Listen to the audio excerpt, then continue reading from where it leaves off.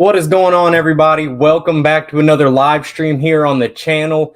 I appreciate you guys tuning in, especially you, Adeline. You're probably the only person watching right now.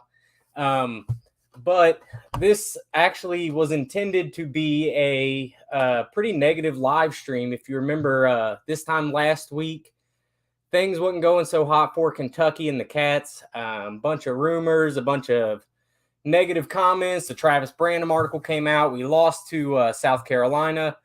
So truth be told, I had all intentions of this being a really negative hour of my life.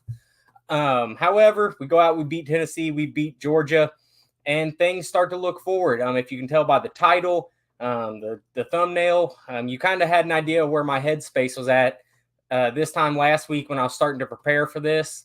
And overall, I think it's going to be a lot more positive, but we still do have to address some of the negative stuff.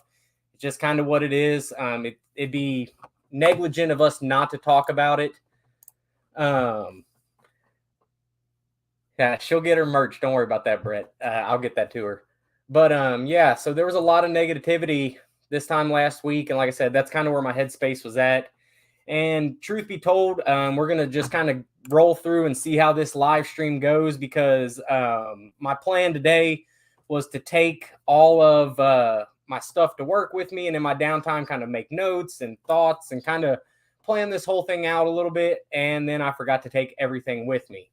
So we might just be rambling a little bit tonight, but we do have a lot to talk about. I have probably 10 or so different topics here. So there's a lot to say, a lot to discuss, both good and bad. We'll start with the bad. It looks like the Wi-Fi is low in here. It's fairly good. So let me know in the comments and stuff if it lags and stuff, and I'll see what I can do to fix that. But it's telling me the Wi-Fi might be a little bad here. But just let me know. But like I said, we got a lot of good and a lot of bad to talk about tonight. I think we should start with the bad, since it is the farthest removed from our minds. And then towards the end, we'll work our way into the more positive things that's happened here recently. So number one, the first bad news thing that kind of came out last week, it's saying it's unstable. Let me know how the Wi-Fi is, guys. It's going in and out for some reason. But the first bad thing it looked like that happened last week is there started to be a lot of rumors of Calipari going to Texas. It had been rumored for about a week before. I talked about it in some videos. And then the Travis Branham article comes out, I believe, last Monday is when that came out, right before the South Carolina game, whatever. Right before the South Carolina game, it comes out. And Travis Branham says that he, whether he has inside information or wherever he's hearing this information from, Calipari is potentially going to Texas. He said in his post that he lives in Lexington, and there's a lot of unrest, and he has on good source that Calipari is interested in that job. At the time, it seemed really plausible. Even in my last video, I kind of talked about it. I said, there's a lot of times in Calipari's career where we say he's going to the NBA, he's going to another school, he's going to UCLA. And it's usually, we don't put a lot of stock into it. He's at the best program in college basketball. He's getting paid the most money. And there's nothing he wants for at Kentucky. So the video is frozen for a few seconds a couple times. Gotcha. Let me know if that keeps happening here with the audio and video. I'm glad the audio is good. I've been working on that, but the video, I might try to connect a hotspot or something. For some reason, this part of my house, I don't get the greatest Wi-Fi. But anyway, back to Calipari and Texas. We always dismiss those rumors.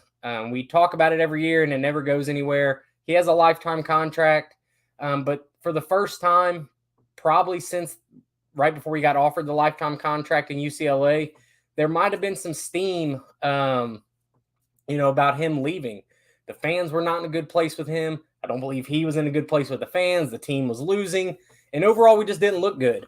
Comment from Brett: would Calipari still get his $1 million a year? Not yet. I believe 2024, 2025 is when that kicks in.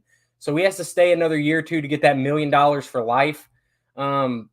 But here's the thing about his contract.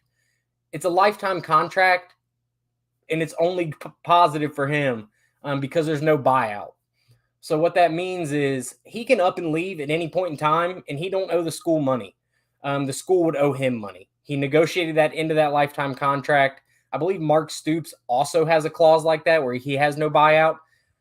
In general, doing business, that's not a great thing because that means they can up and leave at any time for whatever reason, and there's no repercussions for them. So if he were to have a buyout, like a lot of people like to throw around that $55 million buyout, it's not really a buyout. That's just what the school owes him, and they have to pay him that. But a buyout would be another school would have to pay that much money to UK to get him and break that contract. And Calipari just doesn't have that in his contract, which means it's a lot more likely for other schools to come and try to poach him. And for the most part, they've been unsuccessful. He was able to weasel his way into a lifetime contract. And that's great for him. Honestly, I wouldn't want Cal anywhere else. I love having him as our coach through the good and the bad. I don't think there's many people out there that's better than him. But those reports started to surface.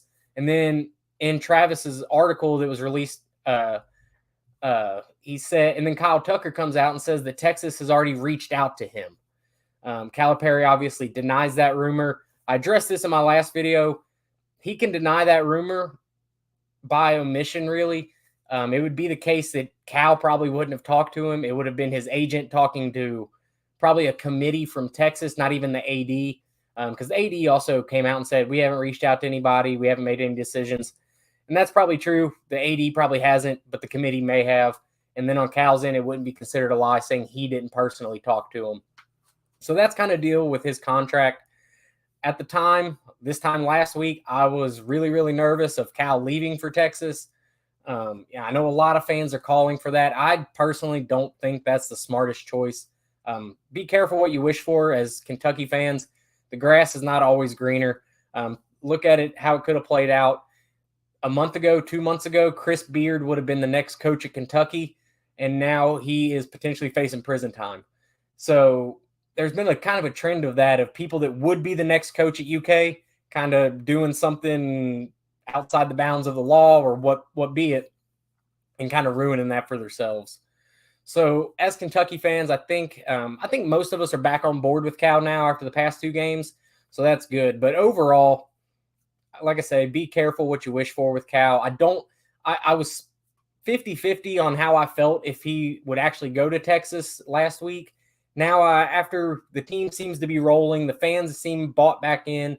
Seems like there's a lot more people on Cal's side now. I feel fairly confident now that talk has died down. I'm sure it'll pick back up at the end of the season. But I do feel probably 80% confident Cal will be the coach here next year, especially with the class he has coming in. Let's see. Looks like we got a comment. I am not. I'm not sure what that's referring to. Are you referring to you're not excited about Cal being back? I hope that's not the case, because I got bad news for all the people, honestly, and this isn't a knock on anybody specific, but all the people that are wishing Cal gone, again, unless he decides to, he's not going anywhere. Kentucky doesn't have $55 million to buy him out. We would actually have to buy him out. He wouldn't have to buy us out, which is probably the best contract negotiation Cal's ever done. But yeah, he's going to be the coach here until he decides he's not. We're probably a minimum of, I don't know, what do you think? $9 million a year, $55 million, a minimum of 3.5 years from ever forcing Cal anywhere. Even then, I don't think the school's going to pay $18 million for the 2 years left of his contract. And at that point, he earns the $1 million a year as an ambassador.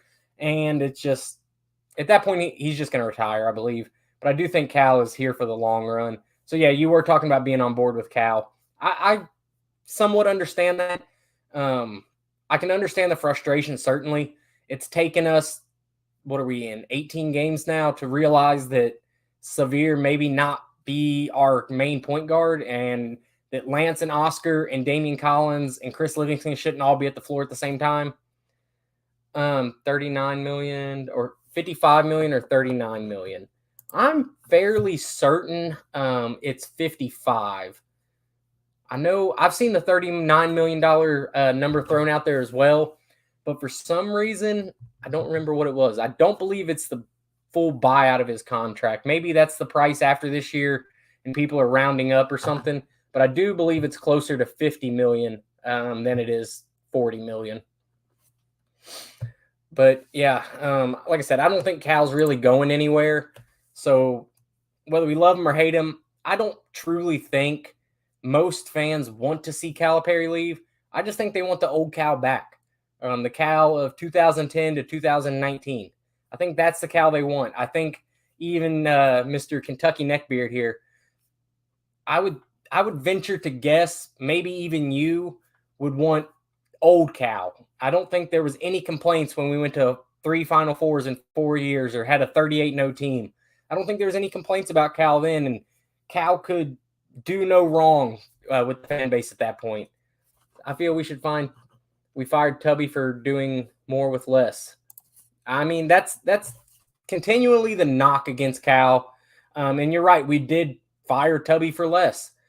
And even Cal said that this is a 10-year job. No one should have this job more than 10 years, and now I believe he's in year 13. So I do understand what you mean. I understand the frustration.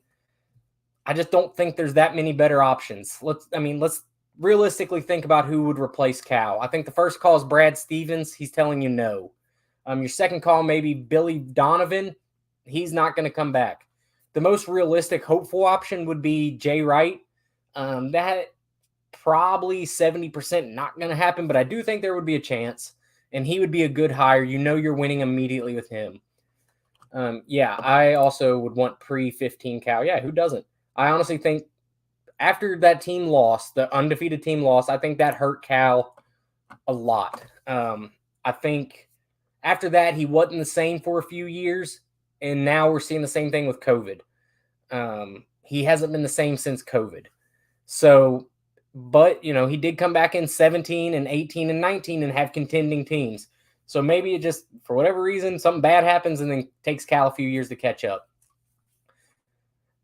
But after Jay Wright, then you're probably looking Eric Musselman at Arkansas, Nate Oates at Alabama, who a lot of people like. I just don't get, honestly. I like his personality. He's brash. He's Kentucky. He's in your face. We're going to beat you, and I don't care. We as Kentucky, that whole thing. But he hasn't won. I don't think Kentucky's a job you take. You hire a coach that hasn't won.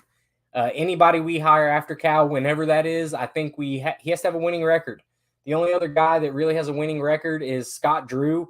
Eric Musselman he's actually my pick. I like Eric Musselman. He's like a Nate Oates that just doesn't stick his chest out as much, but still pretty chesty. But he wins. He recruits very, very well at Arkansas. And I would like to see Eric Musselman. He's a little older. That's the only bad thing about him. And then there's Scott Drew at Baylor, who really hasn't been great since they won the title in 2020. So, I don't know. Those are my top. I see you want Matt McMahon. Maybe, again, we're Kentucky. We don't have to take chances on coaches. So, I would much rather get a proven winner. He isn't going anywhere because he isn't giving up his firmness. Well, hey, listen, stuff like that matters. No, low key, stuff like that absolutely matters. Mark Stoops has a vested interest in staying in Lexington now, where he is part owner of the RD1 distillery. He has his own bourbon. He has a vested interest and a reason to be in Lexington. So anytime his name gets thrown around for jobs, it wouldn't make sense for him to go anywhere but stay at Kentucky. But we spent 15 minutes on Cal to Texas, and I literally have 9 other topics, and these things are only usually an hour. So I'm going to move on to the next one. And this is when we kind of start getting into the Kyle Tucker reports. So there was a couple things in his report. The first one we'll talk about is that apparently Cal does not have his assistant coaches do the scouting reports. If that's true, that's really bad. These coaches make more money here than they would as an assistant anywhere else in the country, and it's not close. I'm pretty sure all, if not most of them, get paid over $1 million, which is obscene money for an assistant basketball coach at a college. Even in the NBAs, that's an absurd amount of money for an assistant. And for them to not even do scouting and write the scouting reports is ridiculous. It came out that Riley Welch, the grad assistant, and a video coordinator are the ones that watch the film, write up the reports. And that's not necessarily uncommon. You'll see that with a lot of teams that their grad assistants help them with the scouting, maybe even write the initial first draft of the scouting report. But it's always looked over by an assistant coach and finalized. And this is what we need to do on this, and this is what we need to do there. And apparently that's just not happening with this team, according to Kyle Tucker. This was a really weird article because at the time when everybody was so mad at Cal, this article completely flipped it and put all of the attention on Mitch Barnhart. Cal looked like the hero, which led a lot of people to believe that this was put out or leaked by Cal on purpose to get the blame off of him. And that's a plausible theory. I think it still could be true. But if so, why would you put this in here? Why would you put that piece of information along with a few others in that article when you should be, if you're trying to get the heat off you, don't mention that. Leave that out. But so that makes me think Kyle was trying to write a pretty balanced, fair article here. But yeah, if the coaches aren't even doing scouting reports, don't get me wrong, they've done great picking up the recruiting trail for Kentucky, but that's not quite enough anymore. We're paying these guys a lot of money to do nothing, apparently, other than sit on the bench and clap and cheer and do whatever. Yeah, there's no excuse for that. There was also part of this was that Cal's well, hold on a second. Let's see what this says. I do feel the game plan's gotten better recently, so maybe stepped it up. Well, yeah, I definitely think the game plans have gotten better. Maybe because this article came out and it became public knowledge of who was writing what, it forced Cal's hand back. All right, guys, y'all got to start making these scouting reports a little better. But it also came out that Cal wanted to hire an offensive and defensive coordinating coach. And we just can't because we pay our coaches too much. And when Mitch Barnhart was on KSR and Matt Jones asked him about it, he said he didn't deny that he told Cal no, but he said, I take it serious. And he just beat around the bush on it. But if our coaches made less, he could probably hire more coaches for that. But when John Robick left this team, he was the X and O guy. And I just don't think Cal's had one since him. And it showed a lot, not that Cal can't coach or doesn't know X's and O's, but Robick was a basketball mastermind and knew exactly what to do against teams and exactly how to beat them and what, the very minute stuff in order to pull out hard wins. And we just haven't had that since he left. But maybe Kyle Tucker's article is what forced him into, changing the game plan the past 2 weeks. That's, very possible. Also in the article, Kyle reported some potential locker room issues. Now, I think that goes all the way around. I think there was issues between players. I think there was issues between players and coaches. And I think there was issues between coaches and coaches. So I don't think anybody in that locker room was on the same page this time last week. Right after the South Carolina loss, apparently there was a players-only meeting with maybe couple of the head coach, or not the head coach, but a couple of the assistants, the Chin Coleman and Orlando, I think were the two named. And by all accounts, these players seem to love Calipari, but apparently that rift between player and coach was coming from the assistants and the players. So I think they sat down, had a heart-to-heart, and it seems like everybody's getting along a lot better. Whether that be fake or not, it's working, so I don't care. And then maybe there was a disconnect with Cal and the coaches, which could lead into that, the scouting report thing. And then there was very obvious tension between players. I think it's obvious who the players were now. It was leaked a little bit early last week, and then as the weeks went on, it kind of became more and more public knowledge. It was Severe and Oscar. It seemed like they was not quite getting along. And I will go a lot more into this towards the end when we talk about the Georgia game. But it seems like those dudes are just not on the same page, man. And that's disappointing because Oscar's such a likable guy. I think Severe's a really likable guy. I just think they're complete different personalities. Oscar kind of does his own thing. Severe kind of does his own thing, and those things aren't the same. And I just think they butted heads about how stuff went on. And, well, I'll talk more about that later. There's a lot I I could say about that, and we'll talk about that here in just a minute. But I need to take a break for a second. 20 minutes in, we haven't taken a drink yet.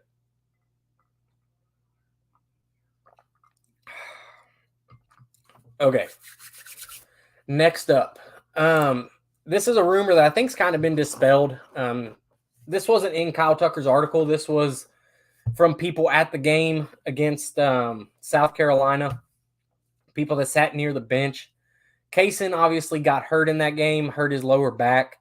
There was some rumors going around that maybe Kaysen wasn't really hurt and was more frustrated, mad, upset, quitting, whatever you want to call it, that he just didn't want to play anymore. He was fed up with how things are going, and he was sick of it. Since then, in the past 2 games, I think that dude has played amazing. Even against Tennessee, he didn't score, but I think he's done everything right in the past 2 games. We've seen video of him and shots of him getting his back taped up and stuff like that. So I actually do think that he did tweak something in his back, and that these rumors were kind of a bunch of nonsense, more or less.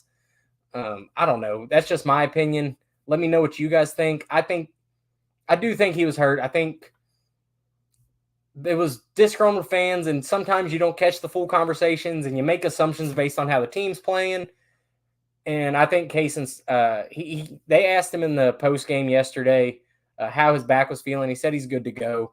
So all in all, I do think that we should put those rumors to bed. But there was at least out there, like I said, I mean, this time last week, there was not anybody around that program happy, whether it be inside or outside. Nobody was having fun. It sucked. We lost to the worst team in the SEC. So that leads to speculation. That leads to rumors. Now, one more thing that was in Kyle Tucker's article about JMI. And this is less basketball, more football. If you guys don't know, JMI is the marketing. They own Kentucky's marketing rights, basically. And again, this is more of a football problem. Basketball is pretty much fine with NIL. But JMI has actively hindered every facet that this football program could have taken early to get a jump on NIL. They have completely shot and hindered. Let's see. The Great Kentucky. And if the rumors were true, then that's on the players themselves. Need to make sure they're heavy. Yeah, of course. And I do think the players have somewhat remedied that between themselves. Again, I don't think it was the case. I think Kaysen was actually hurt, and I don't think he quit. But, rumors fly. And I do think a lot of those interpersonal relationships have been solved since that time. So that's all good signs. But yeah, JMI, man, they're a mess. They represent a lot of colleges around the country, and for some reason, Kentucky is like the only one that they constantly screw. I think they have overpaid for that contract at Kentucky, and they're trying to squeeze every last dime out of us. And they're really cutting off their nose to spite their face on this one. At first, Mitch Barnhart and JMI would completely divert fans away from joining in NIL collectives and donating money to NIL. They view it as competition. They view it as every dollar that goes towards Kentucky's collective is a dollar that JMI is losing. And that really is just cutting off your nose to spite your face. That Kentucky is going to be much, much better the more NIL money that comes in, because we're going to recruit better players, we're going to have better seasons, and we're going to win more. And guess what happens when we win more? People put more money back into the school, whether it be season tickets, donations, concession stands. When we're winning, everything is more positive, and JMI completely put their foot right in the middle of it and said none of this is going to happen. Mitch Barnhart was even going so far as to actively tell people not to donate at first. Then he kind of backed off and wasn't saying not to donate, but was just like, he was somewhere in the middle on it.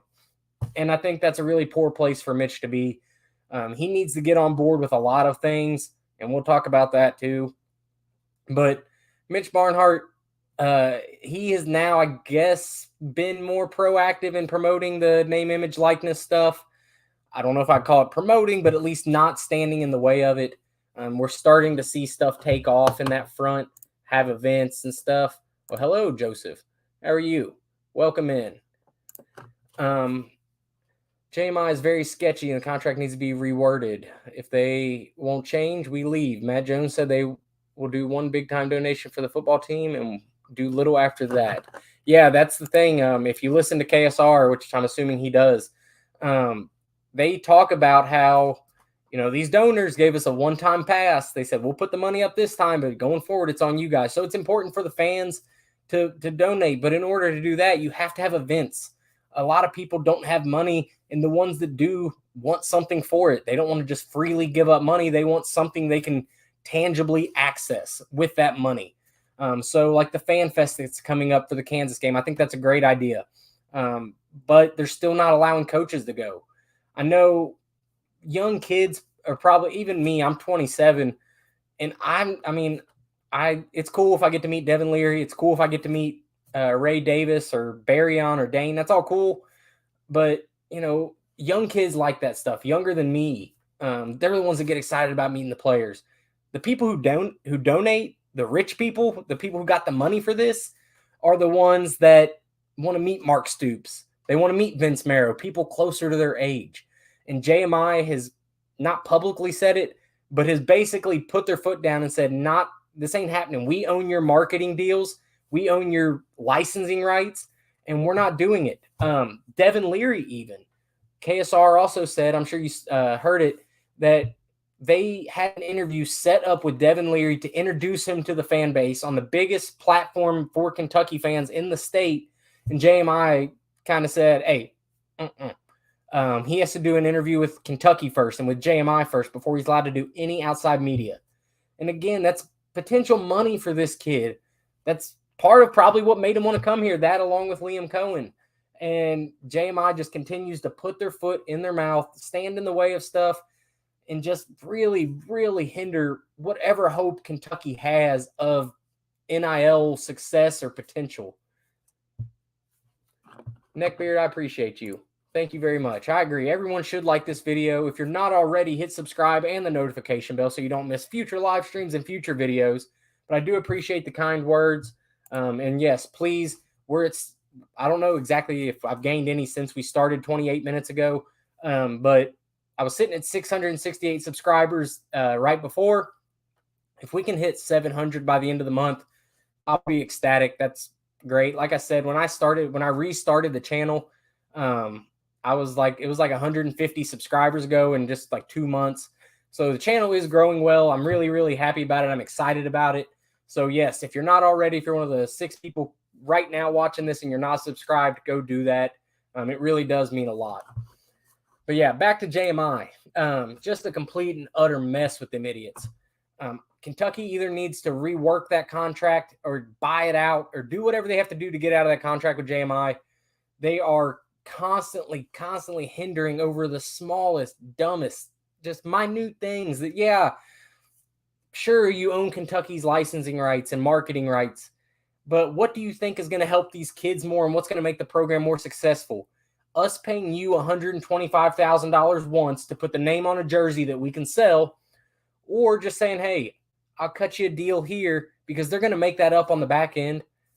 Like I said, when these players make more money, the team can build a better team. We can offer transfers and recruits better ideas and offers. Better players, the better the results, and the more wins. The more wins, the more season tickets, the more fans buy in, the more they donate. And it's all just a big circle. And JMI is just cutting it right down the middle, saying this is our money, and they're viewing it as, an opposing threat to their pocketbooks, and that's not how it should be looked at. And they don't do that for other schools. That's the worst part. They have contracts with other huge Division I schools. They do not do this. I think they might be Alabama's marketing company as well. And guess what Nick Saban is doing? Going out, meeting fans, shaking hands. And Mark Stoops and Vince Marrow are forced to sit on their hands and do nothing when all these other schools are actively promoting it. Tennessee, apparently their NIL stuff ain't doing very hot, but their AD came out and put out a message. Louisville's AD came out and put a message, and we can't because our AD doesn't believe in NIL. Our marketing department won't let our coaches participate, and it's really sad. It's terrible, and it's going to hurt football the most, and football is your biggest money maker at a university. So it's really disappointing that JMI has this hold on Kentucky. Looks like we have another comment here. Watching from Louisville. Shout out to Louisville, the city, not the team. I'm glad you're watching there, Scott. Yeah. So, Scott, tell me, are you a Louisville fan? I'm assuming not if you're on this channel, but you never know. Sometimes, I like to get on Louisville stuff and watch them fall apart. So maybe that's what you're doing. I know Brett is also not from Louisville, but that area. I personally am not, so I'm not familiar with it, or I'd ask you more specifics. But Scott, tell me, is it hard being in Louisville, and kind of what is their idea in the city regarding the Cardinals? Because they're bad at football. They're really bad at basketball. Oh, Lord, they're down 54-43. I can't imagine they're playing somebody good. I don't even know who they're playing tonight. But, yeah, that's got to be hard living in that city. I mean, it's probably great being a Kentucky fan. Yeah, you too, Kentucky Neckbeard from Louisville. It's got to be hard being a Kentucky fan there. I mean, it's great right now because, we dominate them, have for like 4 years in both sports mostly. But it's got to be awful. It's got to be awful being there, especially when, God, they're just so annoying. They're like Tennessee fans. Tennessee and Louisville fans are the most annoying fans in the world because they always think they're back and they always think they're great. So that's tough. All right. Last thing about the Kyle Tucker article. Calipari Tucker reported that Calipari had independently raised $30 million for this practice facility. And then later in the article, even though he supposedly has this money readily available, Mitch Barnhart tells him that's not happening. Now, Mitch Barnhart was on KSR, like I said, and kind of threw some pushback his way on that deal. Said basically, the first thing he said is, I don't want to get into an argument about my coach, which tells you exactly where he stands on that deal. We're halfway in. Time for another drink.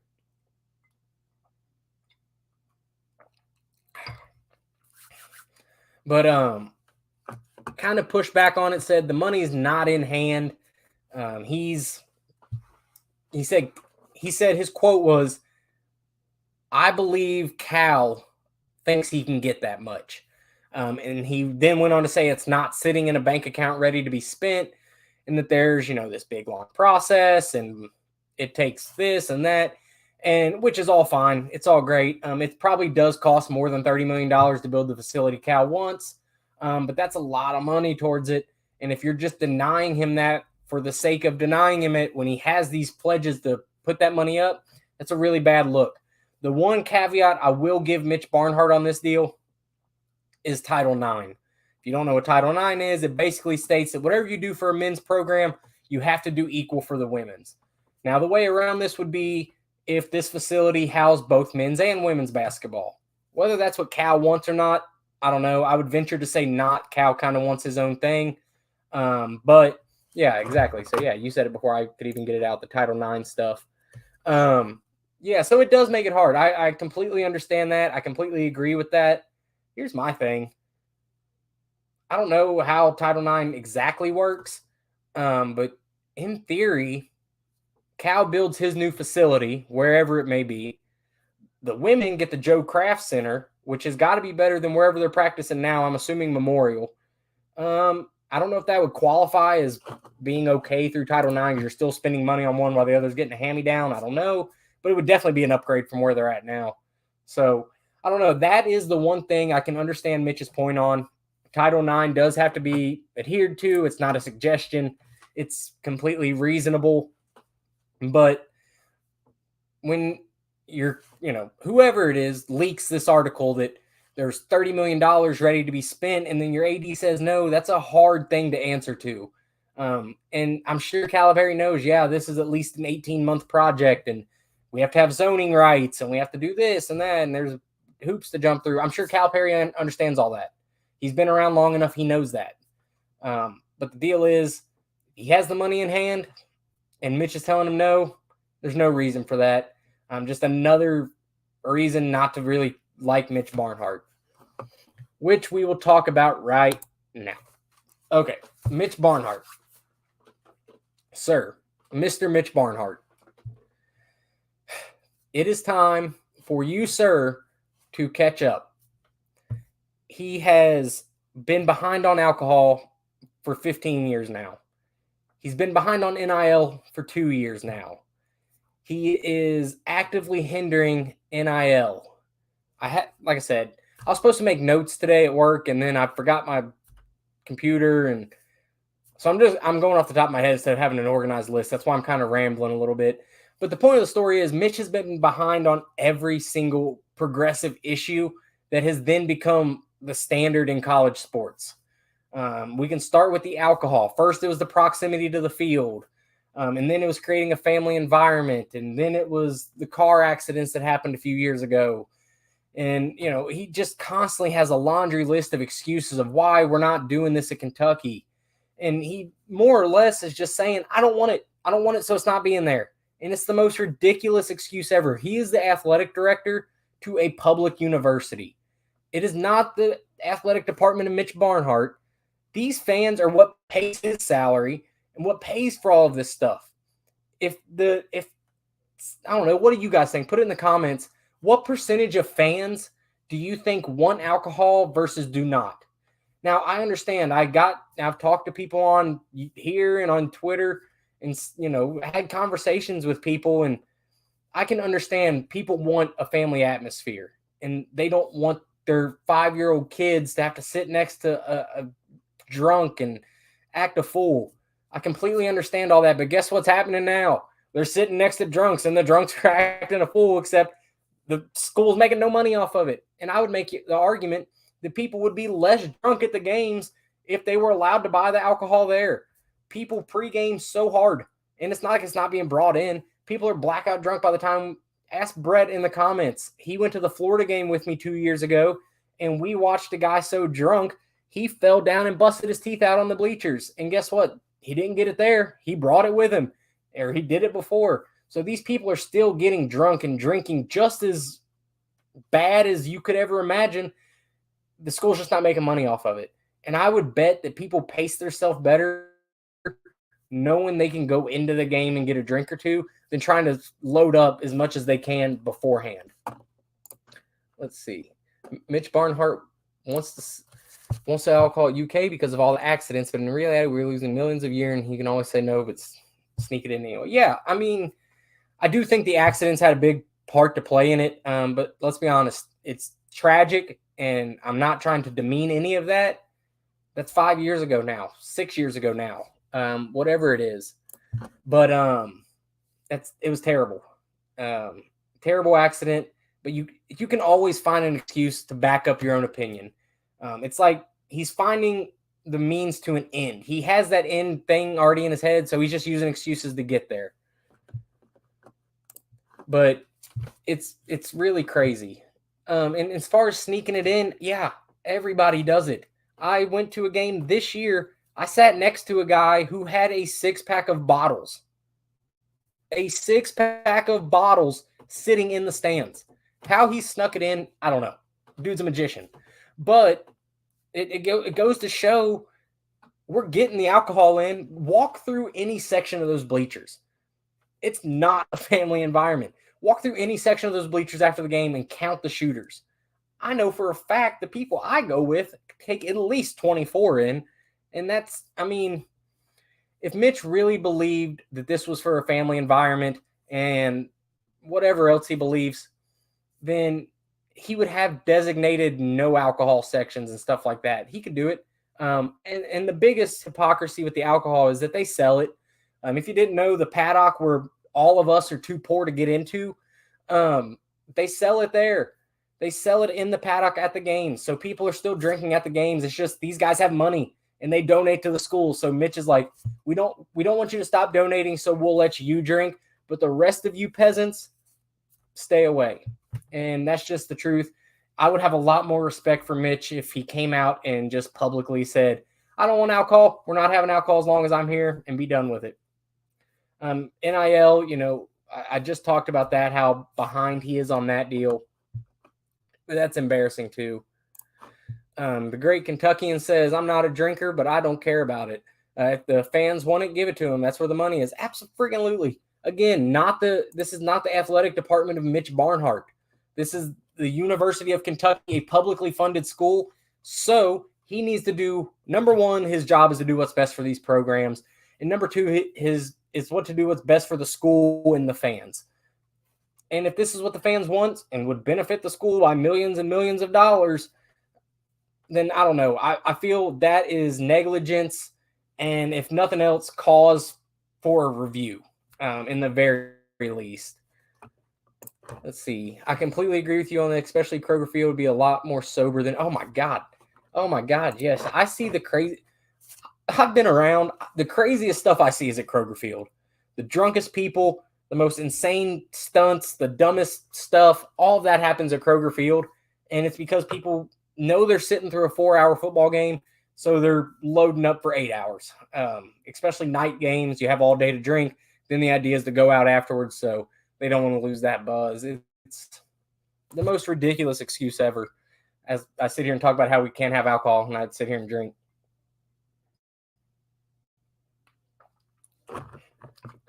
Oh yeah, it would. Yeah, because of course they're going to sell local beer, Brett.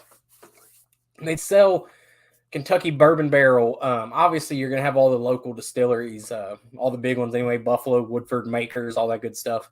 But yeah, then the Lexington Brewing Company and West Sixth, and all of these little breweries, Ethereal, they would all do great there, and it would help the community. You're absolutely right. It would help promote local stuff. Kentucky's the bourbon capital of the world. Everybody would want to come drink the bourbon, have a bourbon bar, and they could do a lot. They could do so much with it, and he just refuses to do it. Again, he's behind on NIL. He hinders a practice facility. He's in the way of anything you can imagine. So overall, put it in the comments. Is it time to get rid of Mitch Barnhart? I did this poll on Twitter a couple weeks ago. Overwhelming majority was yes. Personally, I think it's hard to look past what he's done for the program. He's done really a ton. He really has. I mean, all of the secondary programs have gotten better, along with basketball and football, of course. But he's just behind, man. He's really, really behind. And personally, Mitch can save a lot. There's still a lot left for him potentially to come out and do and get the fans back on board. Let's put it that if he comes out at the end of the year, end of the school year, and says, we're allowing alcohol, NIL's wide open, we've kept John Calipari and Mark Stoops as our two coaches, everybody's happy, then I think we're good. I think we're good then. If he comes out and stays with his, we don't need alcohol at Kentucky, NIL's the devil, blah, blah, blah, blah, blah, then I think we got to at least start having the conversation of, is it time to move on? And absolutely, he's completely out of touch with fans. That's the biggest problem, honestly. He has no conversations with fans. The last time he was on KSR, not this past time, he said people email him about how they really love that there's not alcohol. So that should tell you the kind of the demographic of people that's emailing him. So now it seems like every time he comes out publicly and puts his foot in his mouth, he even said this last time on KSR that his email is blown up, which is good, because if that's how he's getting his information, us as fans, especially us who have season tickets and pay money, should reach out directly to him, let him know our thoughts and opinions, because he can no longer hide from it. If his excuse was, I'm only seeing these fans that email me and they don't want alcohol, then guess what we have to do? And I'm not advocating for any sort of harassment or threats or violence, but if that's how he's getting his information, give him the information you want him to have. And I'll leave it at that. I don't quite think it's time to drop Mitch Barnhart. Definitely, he needs to get on board. He needs to push. He's done well the past 20 years. He needs to push us into the next 20 years. And I think this offseason could potentially tell a lot about his future here. But he's good friends with Capilouto, so probably not going anywhere whether we like it or not. Same as Cal. Yeah, fans email me. Okay, Boomer. Well, yeah, Brett, he is also mid-60s probably. He is pretty old. So, yeah, trust me. I know. Okay, that is my 45-minute rant on negative stuff. So let's finish it off with some really, well, mostly positive things. Number one, after losing to the worst team in the SEC, Kentucky comes out and puts a beatdown on the Tennessee Volunteers in Knoxville. Cats win 63-56 against the best defense in the country. So I know we want to see Kentucky score 85 like they did last night, but I'll take a respectable 63 against your rival, best defense in the country, top 5 team in the AP poll, and played really well. Antonio Reeves had 18 points, shot the ball really well. Oscar did what he does, goes for 15 and 13, and CJ finishes with 13 points too. The biggest story, the biggest difference was out rebounding Tennessee by 20 boards. Tennessee was one of the best rebounding teams in the country, and we just ate them up on the offensive and defensive boards. And also, we did something we haven't done all year, and that's make free throws, and it seemed to become a trend, and I like it. They shot 88%. I think they were 22 for 25 at Tennessee from the charity stripe. The only real negative there is they had 19 turnovers. You know, severe giveth and severe taketh. It is what it is. And, of course, the biggest story that came out of the Tennessee game and then rolled over into Georgia was the lineup, the basketball Benny lineup, whatever you want to call it. The lineup of Kaysen at the point, Antonio and CJ on the wings, Toppin at the 4, and then, of course, Oscar down low. That seems to be the lineup fans have begged for seemingly months and months now. And for whatever reason, I don't know, Cal has loyalty. Cal has a way he wants to play. We've all complained about it now, but he just wouldn't play it. He would not. He would put Lance at the 4, Chris Livingston at the 4. He would do anything other than run the lineup the fans wanted to see. He was forced to against Tennessee because of injury. Damian Collins and Severe were hurt, so which means Kaysen had to run point, and it forced him to play this. Coming into the Tennessee game, that lineup had only played 20 minutes all season together, or not 20 minutes, I'm sorry, 20 possessions, less than 20 minutes all season together. And when they did, they were the most efficient team in the country. But Cal just didn't give him any run. 2 or 3 possessions here, 1 possession there, 5 there. And until the Tennessee game when he was forced to do it, he didn't do it at all. In Tennessee, they had 25 possessions together, and I believe they outscored Tennessee like 42-21 or somewhere around there. Completely killed Tennessee with that lineup. Let's see. What is the comment? The hardwood Cats are looking good, but now without Wheeler. I like Wheeler, but he can't play more than 10 to 15 minutes a game. Absolutely. And I will talk about that when we get to the Georgia game because, like I said, I got some comments and some thoughts on that weird dynamic there. But for the time being, I'm going to continue being positive. Aside from the turnovers, Kentucky and the slow start, Kentucky has got to fix that, by the way. We are letting teams jump out 8-0, 13-2, 11-2 on us every game, it seems like. And that's not going to fly forever. Kentucky's got to wake up, realize they got to come out of the gate firing. And when they do, then they can play with anybody. But these slow starts are going to kill us. And then 19 turnovers, in theory, should have been too much. And while we're talking about Tennessee, let me talk about Euros Plavsic, whatever that dude, the guy that Oscar was guarding. The dirtiest, cheapest, walking flagrant foul that's ever flagranted a foul. He is the dirtiest player, elbowing dudes in the head, pulled Kaysen down by his jersey backwards, didn't get a foul call, of course, hacking Oscar, doing everything he could. At one point, goes from under the basket to the free throw line, puts his fist in Oscar's chest and shoves him on a free throw, completely grabs Oscar and throws him to the ground. Just a walking flagrant foul. The worst player in college basketball. And I don't mean that in terms of ability. He played well. I think he had, he had over 10 points. Played well on the court, but dude's a walking flagrant foul. I don't mind physical play. but that stuff has no place in the game, and it's just pathetic. And of course, it's Tennessee. Of course he plays at Tennessee. Where else would he play? Same as Vescovi, the biggest flopper that's ever flopped, and just a pitiful excuse for people down in Tennessee. Sorry if you live there, but as a team, they're just whatever. I hate Tennessee. But yeah, Kentucky goes down in Knoxville, pulls out a win against a top 5 ranked team. And then, of course, everybody says, well, we just lost to the worst team in the SEC, and we beat the best team, at least ranked in the SEC. What are we? And the question is, I don't know. And I still don't know. But that Tennessee game showed, those 2 games, South Carolina and Tennessee, showed a lot. And here's basically, I think, what it showed everybody.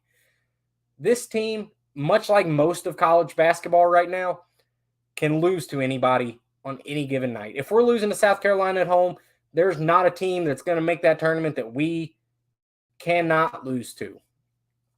But beating Tennessee and Knoxville also make the argument that we could beat anybody. And there's not a team in that tournament that we should really be scared of, depending on how we play and how Cal coaches. Shut up, Brett. I don't care if we're right behind Florida. We're going to kill Florida. Florida's not good this year. We just sucked against a couple teams. We're going to be fine. UK's lack of motion on offense is driving me crazy. Everyone watches. Yeah. I'm trying not to jump into the severe stuff until the Georgia thing. Man, okay. Yeah, we'll finish the Tennessee game up, and then we'll talk a little bit about Georgia because we're almost coming up on an hour anyway, and we'll probably go a little over, but that's okay. So wrapping up the Tennessee thing, I think it got a lot of fans to buy back into the program, buy back into Cal. Not only was it the first time Kentucky has ever been unranked, went on the road and beat a ranked top 5 team. First time since 2003 they went and beat a top 5 ranked SEC team on the road. Just a lot of stuff that hasn't been done recently at Kentucky. Yeah, Brett. Yeah, they haven't been good in 7 years. I know. But yeah, just a lot of stuff that hasn't happened to Kentucky, even when Kentucky's been good. It's hard to go on the SEC in the road in the SEC and beat a top 5 team. Really difficult. Hasn't happened in like 20 years. So again, a really big win against a ranked team on the road, which has been a concern for Kentucky, and it's your rival. And it's a team that coming into the game thought they were going to just steamroll Kentucky. It wasn't going to be close. Kentucky fans like me probably didn't think it'd be close. And then we come out, we play well, and we beat them. Kind of dominated most of the game, especially the second half. And overall, a really good win and bought a lot of fans' attention, if nothing else. Let's see. What's it say? Well, Kentucky's usually been a top 5 team. Well, yeah, that's true. And yeah, part of those numbers are definitely skewed because, of course, we haven't beaten a top 5 team as an unranked team in a really long time because we're usually ranked. Yeah, I mean, that's a fair criticism, but still goes to show how big of a win that was. Arguably top 5 win of Cal's era here. And I don't think that's really a stretch. As bad as we played to come beat a top 5 team, I don't think that's a crazy thing to say. Not nearly as bad as some fans think. Yeah, I mean, that's usually the case. That's life of a Kentucky fan, right? The highs are up here and the lows are down here, and there's nothing in between. The truth is always usually somewhere in the middle. Cal's even said it. He tells the team it all the time that you're not as bad as your worst loss and you're not as good as your best win, which I think there's a lot of merit to that. I do think that going forward, we trend more towards the team that beat Tennessee rather than the team that lost to South Carolina, and that's a good thing. But let's get into this Georgia game while it's still fresh on everybody's mind. Kentucky gets down 11 to Georgia, which ends up being the biggest comeback of the season, which is great news. It's coming at the right time like all Cal teams do. But biggest comeback win of the season. They are down, I believe, 7 at halftime, if I'm correct. Casey Wallace is in foul trouble early, and then end up beating them by 14. So they end up having, I think, a 21-point swing in the second half. They outscored them 52 to 20-something, 29 maybe in the second half, which is just insane. And Georgia's not a terrible team. They're better than we probably all thought they would be, but not terrible by any means. I like where team is heading right now, and they keep, of course, yeah. If they play like this, if they play this way the rest of the year, I have no worries whatsoever about this team. I still don't know if we're a championship team, but I don't know that anybody is right now. Maybe besides Alabama. But yeah. So the Cats rolled Georgia after, some fans were worried there at the beginning. Of course, I was too. Out of all the people, let's see, Kaysen had, I'm not sure how many points. It'll scroll back through for me here in a minute. The biggest story, of course, is Oscar. He has 14 points in the first half and then comes out, and I don't know what switched in him in that second half. I know Cal came out publicly and kind of dogged him a little bit after Tennessee, saying he wasn't working very hard, and then comes out and puts up 37 and 24. If he would have had one more rebound, I think he would have been the only player in college basketball to ever have a 35 and 25 game. So that Oscar, we forgot, I think, or we at least became accustomed to how good Oscar is. He hasn't put up quite the numbers he did last year, but let's not forget, he was a National Player of the Year. He averaged 16 and 15. And this year he's getting like 16 and 13, and we just kind of take it for granted, and we shouldn't. And this right here reminds not just Kentucky fans, but the country, who the hell Oscar Tshiebwe is and why he is that guy. We don't need 37 and 24 from him every night, but God, he's there when you need it, and thank goodness. Yeah, Kaysen did have 17 bleed blue. I just saw it come across. So Kaysen did play really well in this game. Again, we went back to that basketball Benny lineup of Kaysen and Antonio and CJ and Toppin and Oscar. Toppin, let me say this about Jacob Toppin too, because I saw a comment about him earlier. This version of Jacob Toppin that we saw last night, that's the dude we need. It's great when we have the Jacob Toppin that scored like 50-something points in 2 games. That's great. When he can do that, amazing. But this is the Jacob Toppin we need night in, night out. Dude had 11 points and 11 boards. There for the longest time, that dude couldn't throw the ball in the ocean. He was awful. Couldn't make layups. The only thing he made was dunks. And he had one dunk that was the craziest thing I've ever seen. He put it all over the dude. But when Toppin plays like that, even when he's not hitting shots, I think early in the year he got discouraged and he would hang his head when he missed. When he's playing like that, dude, and then you have Oscar doing what he's doing, Kaysen's playing well, shots are falling from the outside, this team is unguardable. Absolutely unguardable. And when Toppin plays within himself, is willing to go fight for rebounds and score when it's there, dude, I mean, that's what this team is missing. That 4 that can do that and be that guy, help Oscar on the boards, score when needed, and be an athletic freak and block shots. Toppin, when he plays like that, is the best version of himself. Oh, man. He got me so excited. He's so good when he plays like that, and is literally exactly what this team needs. So, Severe. It's tough, man. I like the kid. I was hard on him at the beginning of the year. He really did, like mid-December, like flip me to really pulling for him. He was shooting the second best 3-point percentage, played really well, knocked down his turnovers, played within himself, not too fast, didn't do crazy, stupid stuff. But, man, he's been bad recently. And the hardest part for him, I'm sure, is that he is watching all of this develop as we are. He got hurt, couldn't play against Tennessee, had limited minutes against Georgia, and the teams looked the best it's been all year. That's got to be hard for that kid, man. He's the 2-time assist leader in the SEC, came to Kentucky, hoping to be a big star, I'm sure. Just hasn't quite been there. I think I think he could be really good on a lot of teams. I just don't think he fits with this team. I don't think this team plays how he plays. And with this lineup, we're seeing, I think Cal's even seeing it now, which is crazy because Cal doesn't see anything like this. I feel bad for the kid. He got benched on his birthday against his old school. Played 1 minute in the second half, 11 minutes total. Didn't seem happy. When Toppin had the huge putback dunk, he was the only person on the bench not excited. And I know that's got to be hard on that kid, man, and I do feel bad for him. But if this team is going to do anything this year,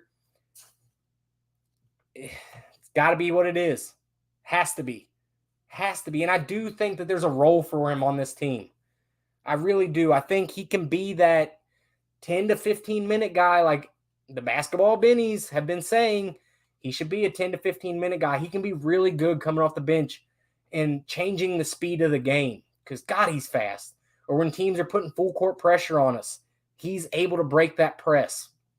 And I do think there's going to be 2 or 3 games in the rest of the season where he has to play and he has to be the point guard because that matchup works so much better than with Kaysen. But for the majority of the time,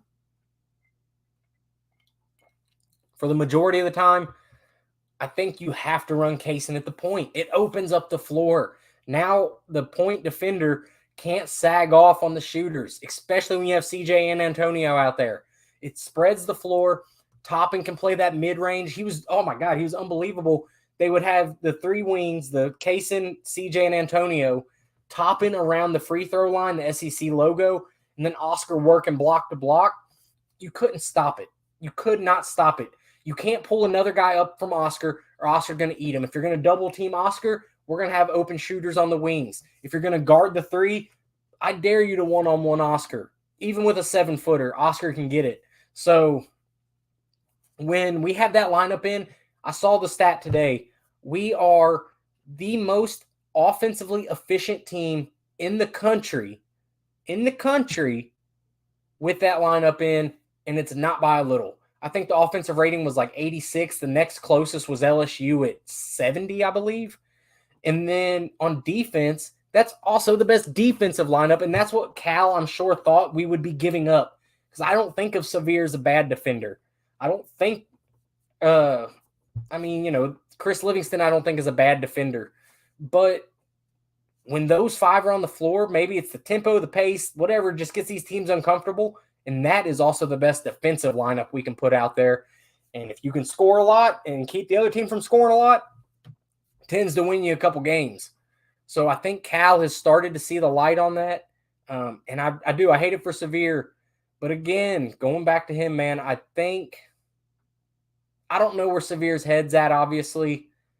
I don't think it's positive. I don't believe, we hear these rumors that there's rifts in the locker room. I have a hard time believing that that's Oscar. I don't think it means Sevier's a bad person. I just think it means that they don't see eye to eye always. Like I said, Sevier didn't look happy on the bench, and I just don't think he fits well with this team. And that sucks because that dude was playing really well there for a while. And again, I do think he has a spot here, and I think he can play really well and help this team a lot, especially in games that favor the style of play that he has.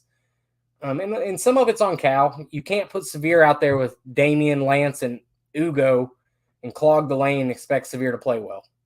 That's on Cal. Cal, because the best lineup we can put on the floor at any given time, I don't care against any team, is Kaysen, Antonio, CJ, Toppin, and Oscar. The second best features Sevier. So there is a spot for him. But guess what Sevier also features in? The worst lineup we can put on the floor. What do you think Cal's going to do when Oscar goes pro next year? Who's going to step up? Funny story. Don't think Oscar's going pro, dog. His game don't translate. It don't translate at all. He's a back-to-the-basket big. He's undersized for a center. Not athletic enough to play the 4. Can't shoot from the outside. Not an NBA player. I think a team will pick him up. I don't think we'll ever really see him in the NBA. And here's a little secret. Oscar's eligible to come back another year. He can still take his COVID year. So probably not, I don't know, maybe it's likely. If Oscar knows that, and he loves it here like he says he does, and he knows there's not a huge NBA stock for him, and he probably just made $2 million doing ads overseas, then why would he not come back? Yeah, Kentucky neckbeard. He's actually not. He has 1 more year left. I know, trust me, I can't keep up with it either. But yeah, he could technically come back for another year should he decide to do so. And I don't know if there's a spot for him with the class we have coming in and Bradshaw and all those guys. I don't know if there's a spot for him, but how could you not make one, right? If you're Cal, how do you not make a spot for Oscar? But he could come back. I don't know that he will. I haven't really made up my mind on what I think about that. But as far as going pro, I don't think that's going to happen. I don't think Oscar's going pro. At least not. I mean, he's not going to be a lottery pick. He's not going to be a draft pick. We have Kaysen, and that's probably it. Everybody else will transfer or return, I would assume. But yeah, again, back to Severe. Feel bad for the kid. He's so tough, man. He brings a lot to the table.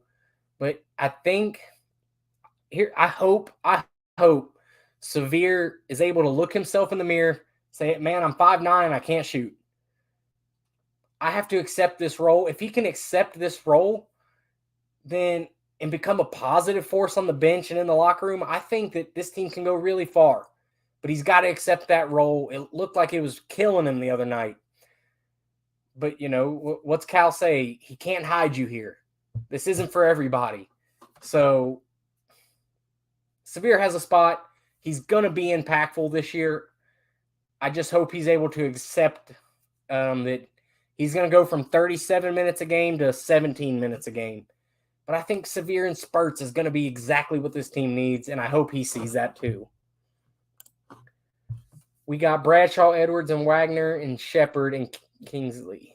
Yeah, I mean, yeah, we're going to have a loaded team next year, and they're going to be the exact type of dudes Cal likes, and they're going to run the exact offense Cal likes to run, and it's going to be one of the best classes possibly Cal's ever had. So we say it every year. Next year's going to be great.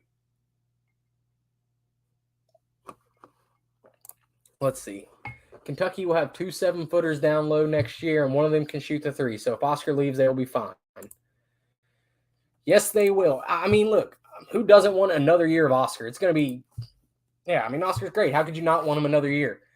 I don't think he's necessary, though, which is weird to say about the National Player of the Year. But if we lose him, it's all good. Wheeler has gotten better shooting the three. I would argue that not good enough isn't the way to put it. I'm going to take up for Severe. Before here recently, he was shooting the second best 3-point percentage on the team. It was Kaysen and then Severe. Antonio and CJ both have taken really big dips, and Severe was shooting really well. So I don't think it's necessarily that, even though I don't think that's consistent. We can get that consistently from him.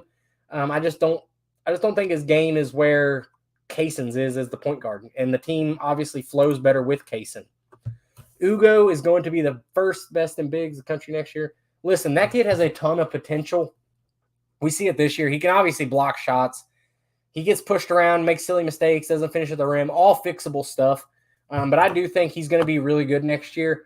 I don't know that he starts over Bradshaw just because you know how Cal is with those freshmen, and honestly, Bradshaw's probably better. But yeah, if I could see him as a 2 to 4 year player. If you can imagine him putting on 30 pounds in 4 years and just being as big and athletic as he is, it'd be great. Yeah, and again, Ugo, whatever you want to call him, on Yenso. Yeah, he's going to be good. I think Adu Thiero's also a dude that's going to be really good next year. And going forward, again, Adu's probably a 2 or 3 year guy. His dad played for Cal, so I don't see him transferring. You think he starts over Bradshaw? Really? I don't think so. I don't think so for a couple reasons. I think Bradshaw's a much better player, at least raw out of high school. If we're listening to ratings and stuff, much, much better player. And we know how Cal is with his freshmen. We can beat our chest and beg and plead and do everything else. He's the best shot blocking big man. Well, hold on. That's some recency bias. Do we forget a guy called Nerlens Noel who had 10 blocks in a game? We forget a couple of these guys that were really, really good shot blockers. Now, can Onyenso be that? Sure he can. I don't see any reason why he couldn't. He's got the length. He's got the athleticism. Right now, I think that's a big jump to make, though. I reserve putting that much stock and pressure on him. He has the potential to be a shot blocker. Like, yeah, see, Nerlens Noel. Somebody remembers him. He just needs to know how to not – yeah, he gets beat a lot. But that's okay. So does Oscar. Oscar gets beat on the pick and roll. Watch the Alabama game. It's not so much about getting beat. It's just about you can't do it all the time. And you saw against Alabama, Cal put Oscar on the bench because he was getting beat too much. And when there's size, I think Collins and Onyenso have a chance to play. When there's tall, linky 7-footers like them, Oscar's probably not the guy to defend them. AD was the best shot or all around defender we've ever had. Maybe. I'm not old enough to speak to the, Rupp era, not even really all the way up to the Patino era, and some of the Tubby era, really, I don't remember. But yeah, in the Cal era, there's a case for AD. There's a case for Ulyss. There's a case for MGK. I think there's a case for a lot of dudes. AD's definitely up there, definitely the best 5. He definitely going to have his jersey in the rafters one day. So yeah, I mean, not to take anything away from AD, I could definitely say, he won National Defender of the Year, whatever they call that award. So not bad. Ashton Higgins was great. DeAndre Liggins, yeah, all these guys will be great. Noel would have been really good if it wasn't for the injury. He might have been right up there with AD as far as blocks go. So yeah, I mean, Kentucky's had a lot of good defenders. I hesitate putting Ugo in that category just yet, but yeah, a lot of good people in UK history, but on both sides of the ball. So that'll bring me, we've been going a little longer than we normally go, but that's okay. AD was the best arguably in UK history since he has the most blocks. Yeah, I mean, if that's what your standard is, then yeah, AD was a shot blocking machine. He was a machine, great defender, could guard the perimeter too, which is cool. You saw that against the North Carolina when he got the block. Brett, Rondo, you're my age. Don't act like you remember watching Rondo play. Get out of here, dude. You're just throwing that out there. It's the only NBA UK player you know. Shut up. But it's true too. Just so you guys know in the comments, go ahead and roast him. He's a Florida fan, so don't let him try to talk UK with you guys. But overall, that kind of brings me to my last point here. I think I've kind of said enough about the Georgia game. What's the future for this Kentucky team? What can we do this year? There's a lot of ways this season can go. If we play like we have been now, I would say our ceiling is also I would say our ceiling right now, we have 6 quad 1 games ahead of us. We win all those, win the games we're supposed to. I could see us being 4, 3, maybe, depending on how stuff goes ahead of us. 3, 4, 5 seed in the tournament. Have a good draw, maybe get lucky, make a run. We'll see what happens. I like our if we can get to that 4 line, 5 line, I like our chances. Even though the 5-12 matchup scares me, I like our chances of doing that whole deal. Our ceiling, or that's our ceiling, I would think. If we're talking tournament run ceilings, I'm hesitant to say Final Four right now, even though I don't think there's any great teams. I think there's a lot of teams that could beat us. So I would say right now, I'd say our ceiling is Sweet 16, Elite 8. That could change, though. Let's see how we play against Kansas at home. Let's see how we play against Arkansas. Let's see how we play against some of these other Tennessee at home, some of these other teams we have to play. Then I'll reserve judgment for then. Once the SEC tournament and all that good stuff starts, we'll have plenty of time to talk about that. As far as floor goes, I'm going NIT. I think this ceiling is extremely high, but I think the floor is extremely low, and we're just going to have to wait and see what comes out of it. Are there injuries? Do we play well? Do we keep this lineup rolling? How's everybody feeling, playing, all that good stuff? And most importantly, how are the other teams? Does Alabama fall apart like they normally do? Does Tennessee fall apart? Does Arkansas fall apart like they're currently doing? So there's a lot. Thinking 8 seed at best, I don't think so. I don't think at best. 8 seed is probably where we're at right now. I know he has us, Joe Lunardi has us as the first team out. But I think realistically right now we're about an 8 seed. We have finally a good quad 1 win. We have a bad loss, but I don't think 8 seed is the best. If we beat Kansas, sweep Arkansas, and beat Tennessee again, if we win all of those games and we don't have another horrendous loss, we'll lose a game, but as long as it's not horrendous, we're a 4 or 5 seed easy, I would think. Got to stick with Wallace and Wheeler. Wow, that's a new take. Under 10 minutes to go. Under 10 minutes to go in the close game, I don't want Wheeler on the floor. I think he makes too many mistakes. You saw he came in against Tennessee 1 minute, or not Tennessee, Georgia in the second half, and it was an instant 7-point swing. Came right back out, and then we went back on like an 11-0 run. So, yeah, I don't want Wheeler anywhere near the floor in the final minutes, unless it's just, like I said, one of those games with the matchups. I also wish we had another game with Missouri and Alabama and, of course, South Carolina. But the good news with our schedule is it gets easier. It gets easier in February. Once, we're on a 2-game win streak with one good win. We have a hard Texas A&M team coming in. We go to Vandy, who just killed Arkansas. If we can win both of those games, we're rolling into Kansas feeling good about ourselves. We pull that win off, and then we have a fairly easy February. I like our chances. Right now, I think our ceiling is an 8, and I agree on the floor is very low, yeah. I still don't think an 8 seed's our highest, man. Come on, have a little faith. Wheeler's a player you may need to run around while certain players getting tired in the first half. Yeah, dude, that's what I'm saying. Let him come in and change the pace and force the tempo and wear those dudes out. Come in with, 12 minutes left in the game or, right the TV timeout in the first half.